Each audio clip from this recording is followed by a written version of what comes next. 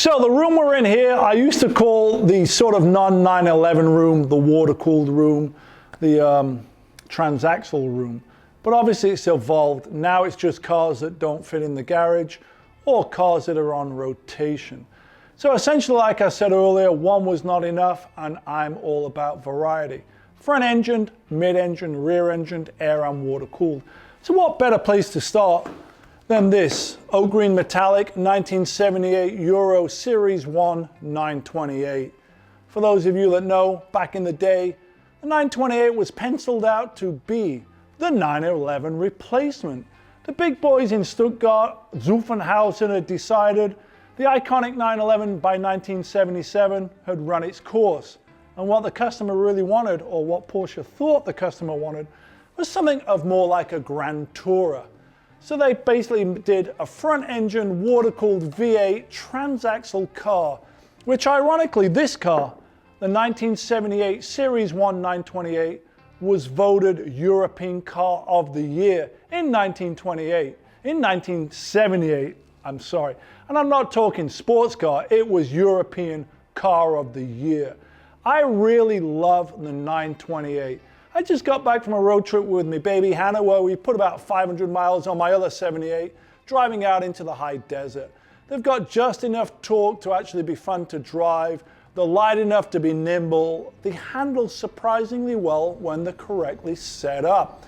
So this was the first 928 that I acquired probably 4 or 5 years ago. And believe it or not, they're still very, very affordable. If you want to come and take a look inside, it's got this awesome pinstripe interior. You know, you look at that center console, and I look at every Porsche today, whether it's a Panamera, Macan, they all have a similar center console. And remember, this car is 42 years old. It was the future of Porsche. But if anything, it was probably just a little bit ahead of its time. But let's go take a look at a few more water-cooled cars, front-engined, transaxle cars. So enough about the 78 928. Let me tell you about my first 924. This happens to be a 1980. Porsche's first front-engine water-cooled production turbo. Porsche purists will refer to this as a 931. To everyone else, it's a 924 turbo. Ironically, I bought this off of eBay for $5 grand, probably 7 or 8 years ago, as you see it, with the iconic Pasha checkerboard interior. So, base stock 1980 924. The car right next to it, also a 1980 924. But this one, it's a little bit more unique.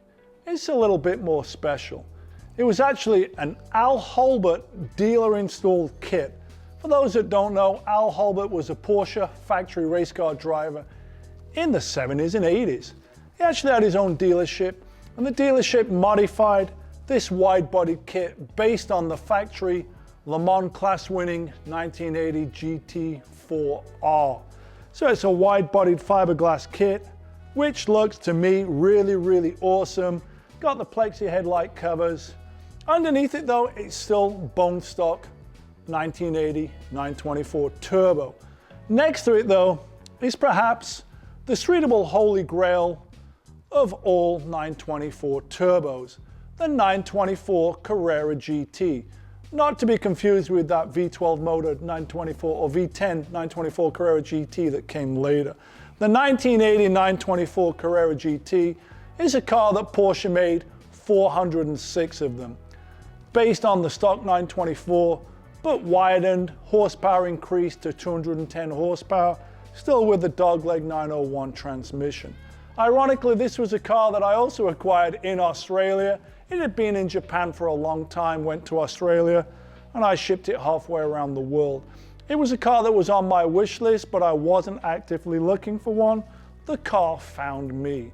So there it is, my 1980 924 Carrera GT, rolling on a set of my own 16-inch by 8 and 9.5-inch Outlaw wheels, shot on some pretty sticky Pirelli Trofeo R. I'm going to continue with the water-cooled transaxle theme, and we're going to bounce over here to the 1995 968. This was Porsche's pinnacle evolution of the 4-cylinder, normally aspirated, water-cooled motor. The great thing about the 968 is it's the best of the 4-cylinder motors. Still front engine, still water-cooled, got a big bore stroke on it, 3-liter, it's the most torquey of the bunch. Meaning you don't really have to rev the nuts out of that car like you would a 924 or a 944. The interesting thing to me though about the 968 is it only had a short model year run from 1992 to 1995. If you look at the front of it, it's pretty similar to a 993. So it's kind of like a low volume production car for Porsche in the sense of it was the last of the run, but it was a short production model. The car that came before it was the 944. This is a 1986 version of the 944, normally aspirated. People ask me all the time, what is the best first-time Porsche car? And I always have the same stock answer. There's a Porsche for every price point. If you got $5 to spend, get into a 944 or a Boxster. And then from there you just go. There's a Porsche budget, whether it's $5 or $5 million. So you pick your poison and just dive right in, get behind the seat, put the pedal to the metal and get out and drive. So I'm going to show you one more water-cooled car and then we're going to bounce over back to air-cooled cars. We'll get back to these in a moment. We'll take a little deep dive into what's here. But what I want to show you here also happens to have a Hot Wheels car of it. This is 1988 944 Turbo. It's a car that I acquired also about a year ago. I was on a quest to try and fill in these missing years or missing models. I found this one at the Pomona Swap Meet, less than 25 miles from where we're standing, at a very affordable price. Pomona Swap Meet is one of my favorite places to go. I've been going there since the 90s. I took my girlfriend Hannah Elliott there for the first time and I said to her, Pomona Swap Meet's one of these great places. Sometimes you go and you're looking for something, you never find it.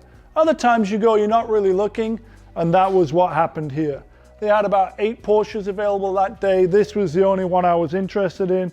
It was a local car, and I acquired it. So that's the story with the 1988 944, or as some Porsche people would refer to as the 951. But we don't want to get caught up in numbers. But talking of numbers, 67, that's my birth year. It's also the year that Porsche introduced the 911S. S essentially stood for sport. If you remember back to when we were in the garage talking about the 2-liter 130 horsepower cars, Porsche bumped with higher compression pistons and cylinders, a different 40mm Weber carburetor, and they called it the 911S. It's where they also introduced the Fuchs wheel in 4.5 variety. These are hot rod 911S's, both from 1967, the year I was born. This one's an interesting car. I bought it probably a dozen years ago, somewhere in Arizona, believe it or not. And when I acquired it, the car had a wide-bodied 80s turbo conversion on it, but it was still short wheelbase. And I knew underneath this was a numbers-matching 1967 911S. Still has the original fenders with the original VIN number stamped behind the headlight. All we did was deflare it. And I used those donor cars in the front there, which we'll talk about in a little bit. The donor cars that give life to others. So still a numbers matching 67S. Yes, it has been deflared back to narrow body. It's currently running, which I believe it had in the time, a hot rod 2.3-liter single plug 67S motor with shortened airport gears. So this guy is a little screamer. It's lightweight, it's lowered, it's running some upgraded suspension with a 22 and 28mm torsion bar setup, and all fully adjustable elephant racing or Tarot racing sway bars, spring plates, and control arms. Also running the Outlaw 1552 Deep 7 Fuchs 15-inch size with a 205 tire on it. So it's a little hot rod, it's a point and shoot car, it's got the tartan interior, and it's a 67S. But it's not the only 67S I own. This one here also happens to be a 67S. This is a car that was featured in the Urban Outlaw documentary on a dolly, painted primer gray with a black hood and orange bumpers. This is the first car that I did with the louvered fenders. This is basically what I would call a 911R on steroids. It's lightweight, it's got custom details, got louvered fenders, got a center hood filler gas tank, really, really clean inside, stripped out interior. But if you follow me around this way, the heart and soul of any Porsche is the engine. And this one has a very special motor. The motor is right here. Let me see if I can shine a little light on it. So my buddy Matthias at Wicked Sixes in Hamburg, I wanted to work with him for some time. Former Porsche Motorsports engine builder. Sure, I could have got a motor built within 20 miles of where we are in LA, but I took the long road. I assembled all the pieces that I could find, put them in a crate, and shipped them to Matthias in Hamburg. He then went down the slippery slope of building a custom 2.5 liter twin plug, normally aspirated hot rod motor that dynoed at 271 horsepower on pump gas. Custom GT3 spec crank, everything ported and polished, custom titanium rods, pistons and cylinders, running PMO carburetor, 46mm carburetors, and a custom trick exhaust setup. So let's put it together. 271 horsepower, going in a 2,000 pound short wheelbase, narrow bodied car with zero aero. It's gonna go right here. So that's an awesome power to weight ratio in a car that has shortened gears, factory limited slip, 7-inch 225 tire combo all round. It's a little screamer. Whilst we're back here, I'll talk a little bit about this car. This was my buddy Jay's car. It's a 78 SC, pretty similar to my hot rod car in the garage. This was my buddy Jay's first Porsche. He acquired it several years ago as sort of a aborted project that I think had caught fire. The car barely ran. Jay's an old punk rock guy. I actually gave him that front bumper, and then he added his own personality to the car. About 3 years ago, I acquired the car from him, and he's just what I call OPP, other people's Porsches. So that's the Hot Rod 78 SC that my buddy Jay did. I should talk about this car for a moment, back to affordable Porsches. Believe it or not, this Gen 2 04 996 Carrera, I acquired for 5,000 bucks. Remember the red 996 99 Aero kit car that I showed you in the garage? When I was looking for that car, I also had an ad on Instagram, wanted Aero kit car. I get a similar text from this guy. Hey, I know it's not what you're looking for, but I'll almost give you the car. I go, almost give me the car. What does that mean? I go, how much is it? He goes, it's $5,000. Second question, does it run? Yes. Third question, what does it need mechanically? He said nothing. Cosmetically, it's a little rough. I said, how bad can it be? A 996 running driving car for $5,000. So naturally I bought it. My girlfriend Hannah asked me later on that day, how many miles are on it? I go, I don't know, I didn't even ask him. It was a running driving $5,000 996. So the moral to the story, affordable Porsches are out there.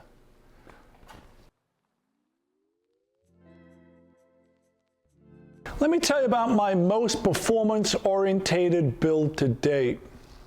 My 1990 964. This was a car that was built with a bunch of my buddies' help back in 2015. So it's a stock 964. My goal in a sea of 964 backdates and update wide-body conversions was to keep the 964 DNA intact, but actually change every single thing about the car. So the car is louvered, channeled, chopped, stretched, and there's not a square edge on the car.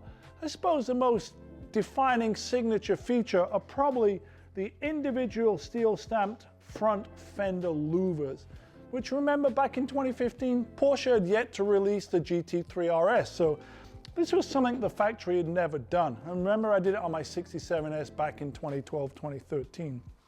But the car also has a channeled center hood. It's got a iconic through the fender gas filler. You know, I'd wanted to do something a little different. A lot of people have done through the hood fillers, center hood filler. Essentially, I maintained all the stock fuel tank and just ran a longer fuel neck into the fender. And my buddy TJ Russell fabricated that piece. The front fenders are slightly stretched.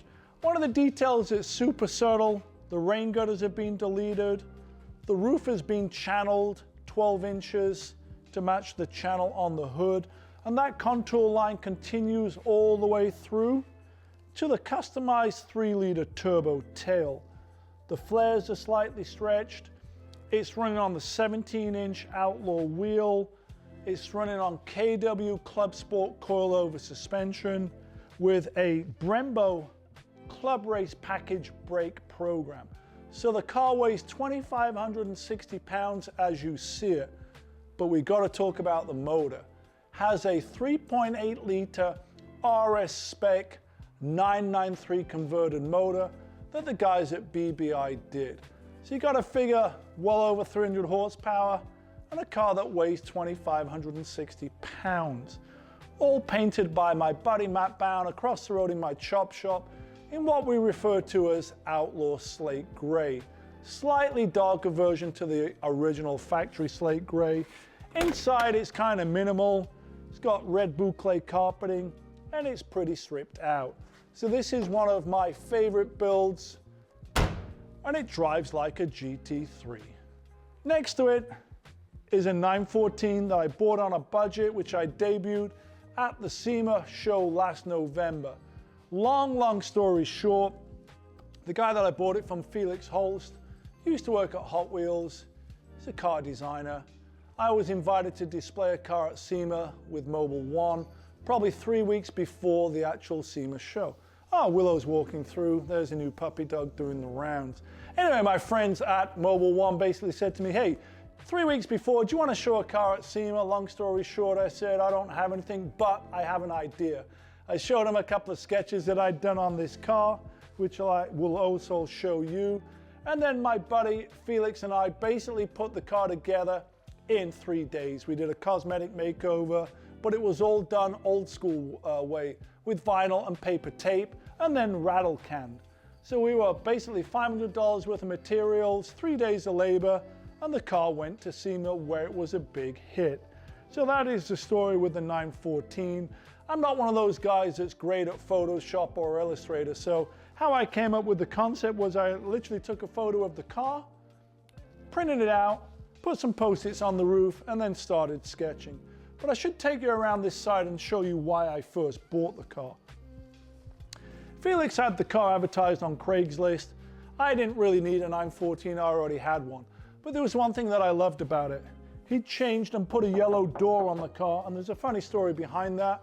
And then he'd painted this black arrow and white sort of mod-inspired half meatball. A little sort of like nose art from World War II planes, or a little bit like the mods and rockers from the 60s. So I essentially bought the car because of that door, and then I made my graphic program around that door. And the goal was to do an art car. I didn't plan on taking it to SEMA. That came purely by accident. So the moral to the story is dive right in. If I can do it, you can do it. There's a car that basically $500 worth of materials and went to the SEMA show. So let me show you what I'm talking about when it comes to how I do graphic programs. Because I'm no good at Photoshop or Illustrator, what I did with the 914 was simply take a black and white photo from above, and then I got out my Sharpies and started coloring it in. We talked about how Felix and I basically made this up as we went along, meaning there was no vinyl wrap program. We didn't pull it up on a computer screen. We basically taped around it and stood back and walked around it and moved things. And then we started literally rattle canning it, and then we aged it. But it literally started out with a drawing like this and turned out pretty similar to it. So full-on DIY punk rock build. Don't be afraid to try something on your own with your own car, even if you don't really have a ton of experience. This just goes to show, like I always say, how bad can it be? Have fun. Cars are built to be driven and they're built to be enjoyed. That's the story of my 73 914. So, parts cars. I'm one of those guys that never throws anything away. These cars help me basically build the 964, the 67S, and various others. These are simply donor parts cars. That's the 65 912, but it happens to be a pretty rare non-adjustable shock 3-gauge 65 912. This is a 68L that I acquired I don't know how many years ago because I knew it had a 67S 2-liter motor in it. So the goal here is I never throw anything away. It's like having my own in-house pick your parts store. And you got to remember, this is a hobby for me. It's not a business. Like I said at the beginning, I'm an enthusiast. I don't sell stuff. I like to buy, I like to collect, I like to build, and I like to drive. That's why this parts shelf behind you is just basically full of engine cores and wheels. And then we'll get into the back parts room and take a little bit more of a deep dive and go into a little bit more detail. So I'm not a hoarder, I'm a collector, and that's about it. Okay, so cars outside, currently these are getting driven quite a bit. Got a couple of first year models that I really like. Perhaps one of my favorite of all my Porsches, or at least top 5, is my 78 928. This is actually the 77th 928 ever built, so a very early Series 1 production car, Euro 5-speed sunroof delete silver with Pasha interior.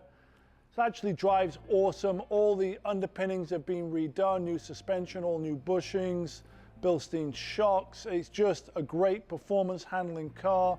It's on the gold phone dials, on some Pirelli Trofeo R sticky rubber. You can drive that car all day long, have a lot of fun, go pretty fast, and actually get out feeling really relaxed, no achy back, and comfortable.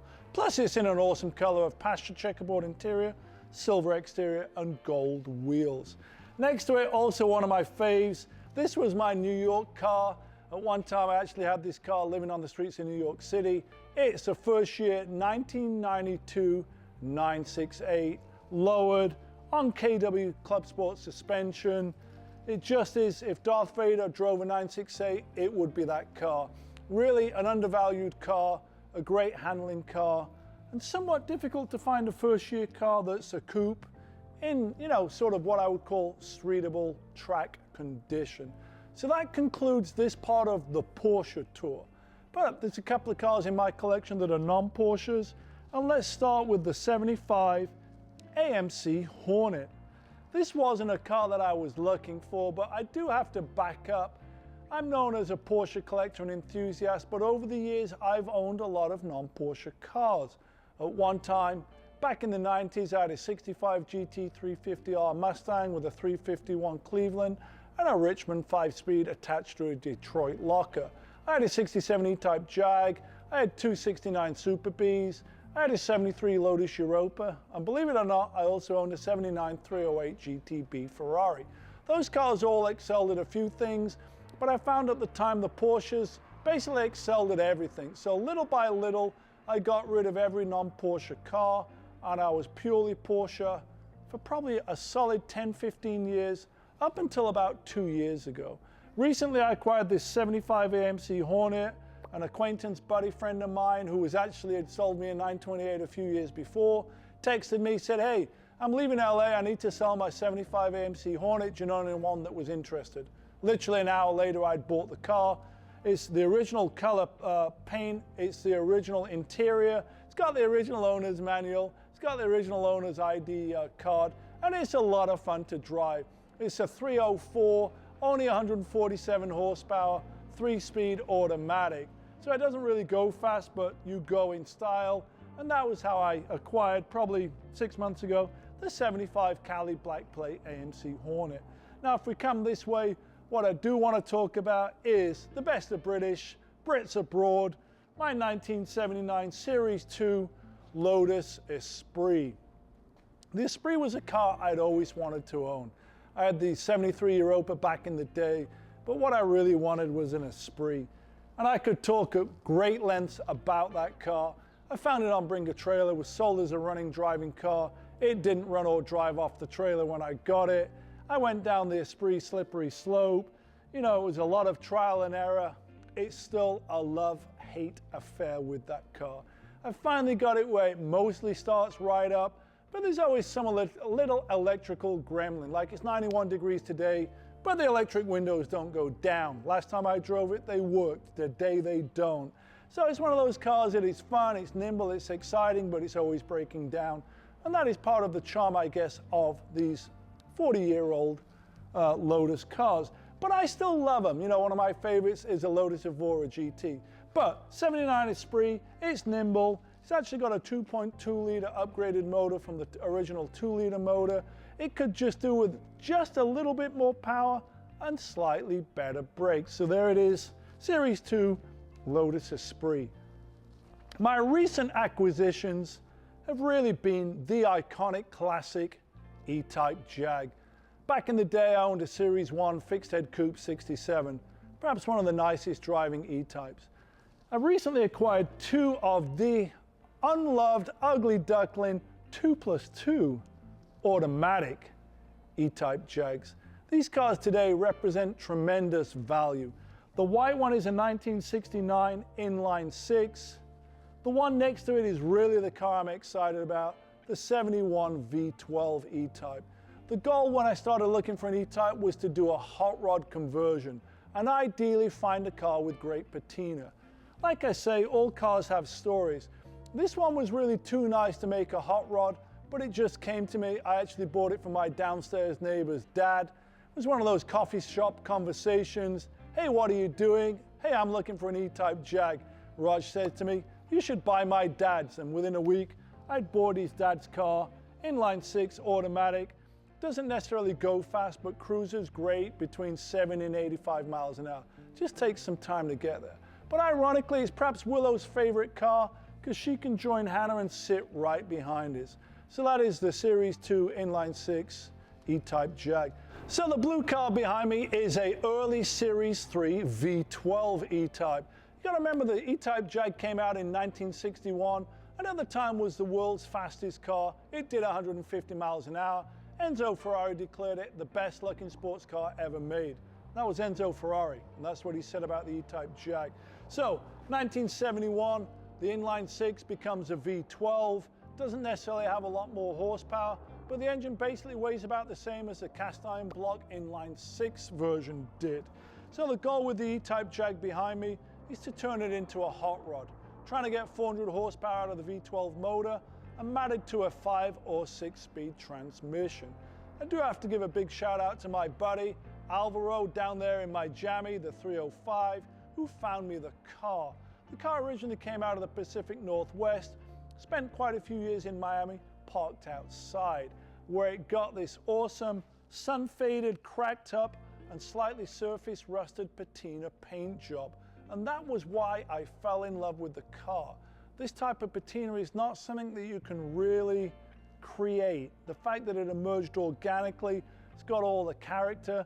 So the goal will be to turn this into the hot rod. So I'm back in the British car game. I'm having fun driving the cars. If you want to come in a little bit, we can show a subtle difference between a 6-cylinder 2+2 and a V12 2+2.